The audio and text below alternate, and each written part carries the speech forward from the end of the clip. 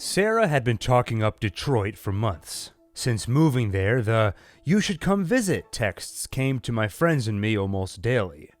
Eventually, she won us over, and we set a weekend for our mini high school reunion.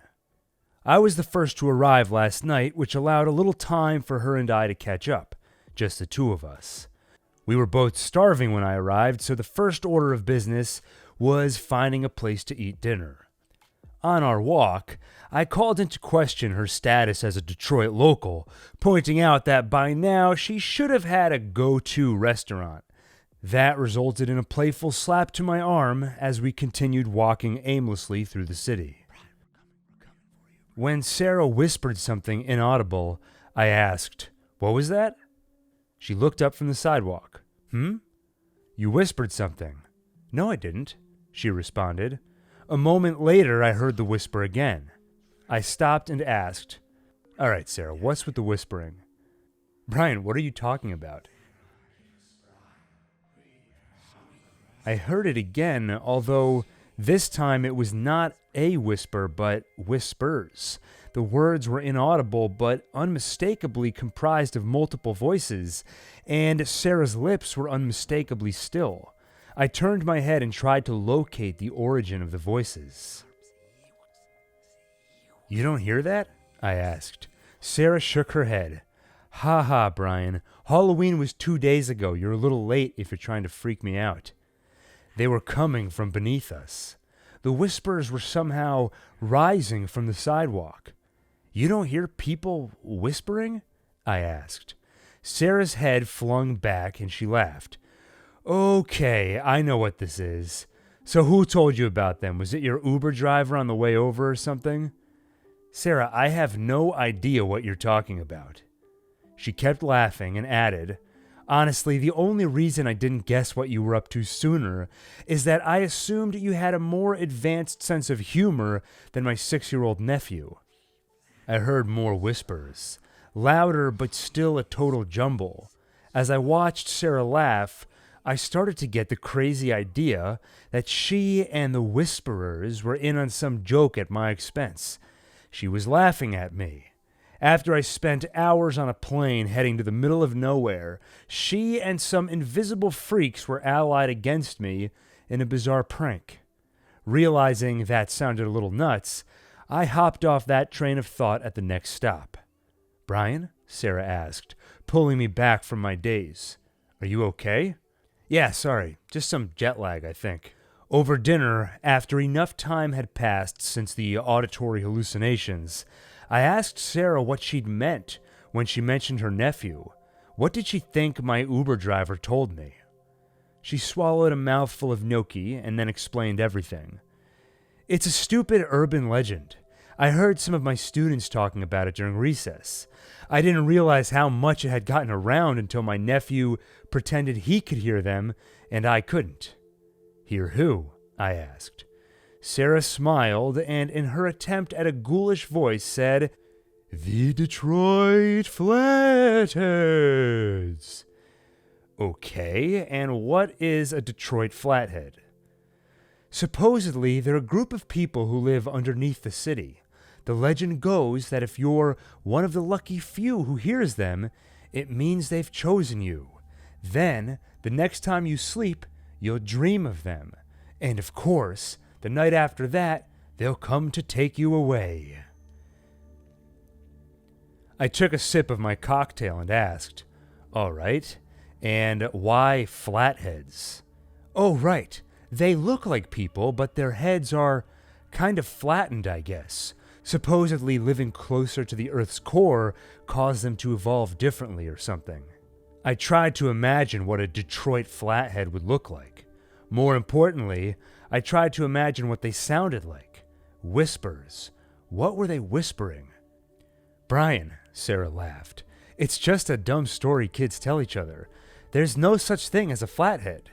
Well, besides the screwdriver and a type of fish, I think. Neither of which can eat you in your sleep." "Is that what they do? Eat you?" I'm not saying I believe they existed, but I was curious. Sarah rolled her eyes. "I don't know, maybe they just take a rolling pin to your head and..." She raised her hand in front of her, thumb and index finger close together, and squished them, as though squeezing and flattening my head. Ha ha, I laughed sarcastically. The rest of dinner was uneventful, just the usual old friends who haven't seen each other in a while stuff. Nothing happened on the walk back either, no whispers or anything. In fact, I mostly pushed it out of my mind by the time the rest of our friends arrived. The vodka Michaela brought helped, too. 4 hours of catching up and Cards Against Humanity later, it was time for bed. With knees slightly bent to fit on the undersized couch, I achieved the best blanket coverage I could and shut my eyes. I feel the pavement under my feet. The sensation came to me almost immediately after closing my eyes. I didn't have to look to know I stood in the same spot where I heard those whispers earlier. It was the dream and soon-to-be nightmare that Sarah promised. Instead of whispers, I heard frantic breathing like the sound of dogs panting. As though offended by the comparison, the panting was quickly replaced by a new, very undog-like sound. Something between a cough and a grunt, but not quite either. Then I heard the scraping of pavement against pavement.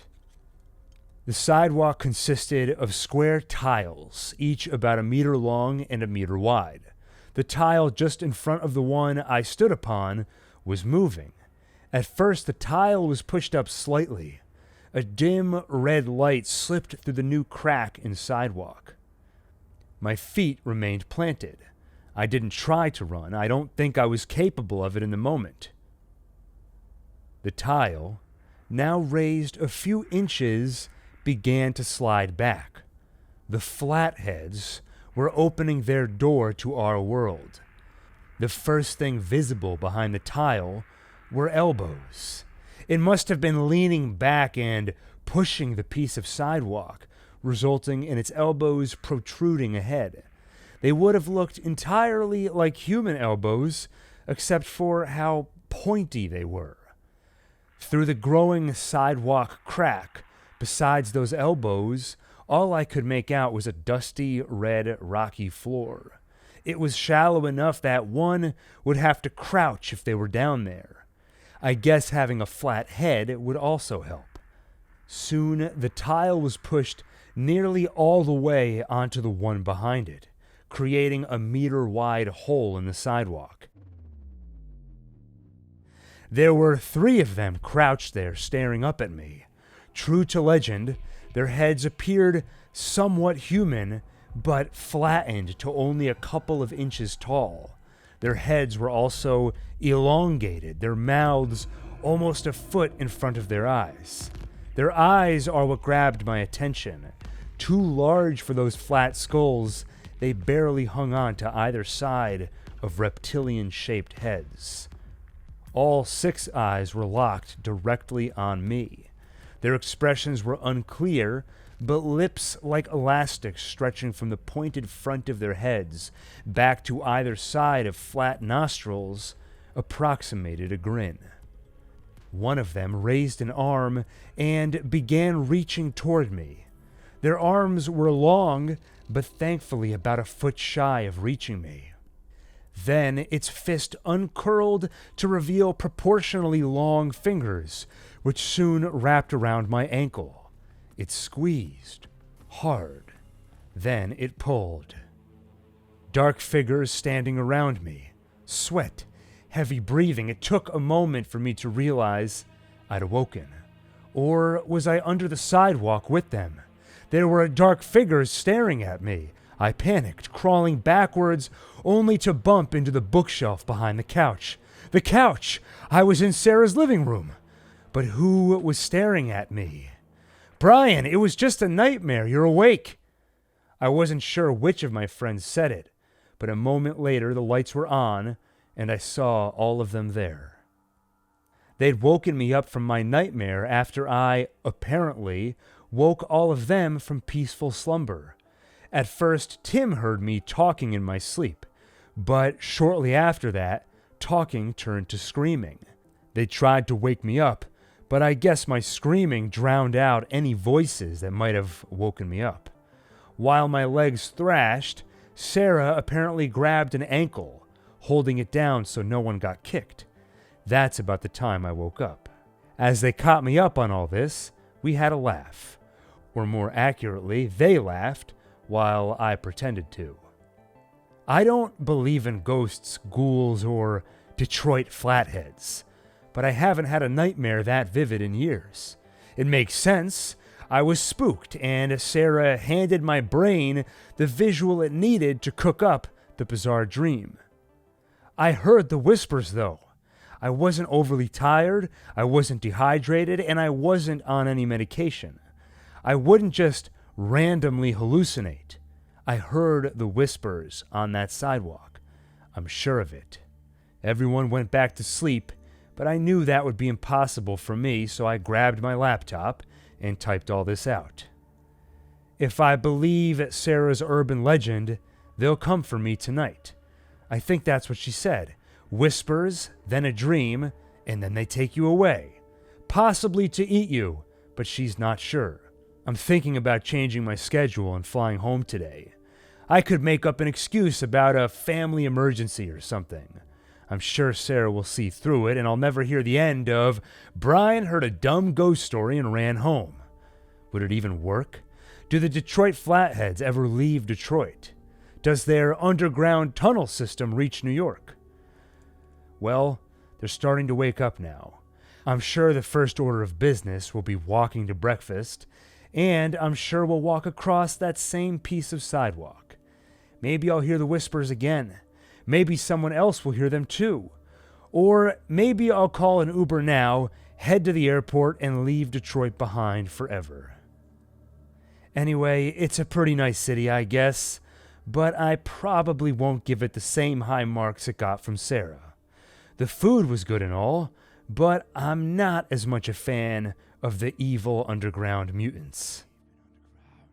For so long, rescue